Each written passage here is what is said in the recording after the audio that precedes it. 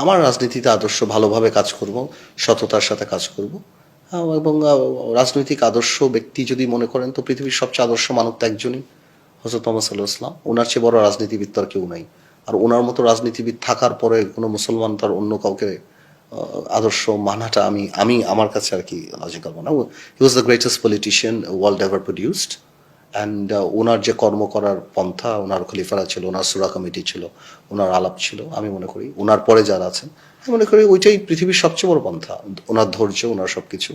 রাজনীতিটাকে বাইতুল মোকাররম কিংবা মন্দিরে নেওয়া হয়ে গেছে, ওখান থেকে মিছিল আসে, মসজিদ থেকে মিছিল আসে, এটা লক্ষ্য করেছেন কিনা? এটা কিসের ইঙ্গিত আসলে? কোনো কিছুর ইঙ্গিত না, রাজনীতি পরিবর্তন হচ্ছে। এখন রিলিজিয়ান কার্ড যারা খেলে সবসময় মসজিদ থেকে বেরোচ্ছে, মন্দির থেকে বেরোচ্ছে, এটা কার্ডের ব্যাপার।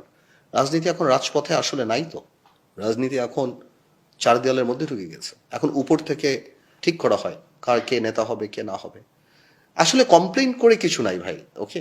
রাজনীতি যখন যে শেপ নিবে আমাদের তার সাথে অ্যাডাপ্ট করতে হবে। এটা কমপ্লেইন করার কিছু নাই। রাজনীতি এক এক সময় এক এক শেপ, আজ থেকে 10 বছর পর রাজনীতি অন্য শেপ নেবে। এখন রাজনীতি ফেসবুকে হয়, এখন ফেসবুকে আন্দোলন হয়। এখন আপনি পল্টন ময়দানে বক্তব্য দিবেন, 5,000 লোক দেখবে, ফেসবুকে আপনার বক্তব্য 50 লক্ষ মানুষ দেখবে। তো এখন আপনি ফেসবুক চালাবেন না বলে আপনি যদি ঘরে গোসা করে বসে থাকেন, তাহলে আপনি সময় থেকে দূরে সরে যাচ্ছেন। আপকামিং যে জেনারেশন আছে তারা আসলে কি করবে? তাদের রাজনৈতিক দর্শন কি হবে? তারা কাকে ফলো করবে? তারা খুঁজে বের করবে তারা কাকে ফলো করবে।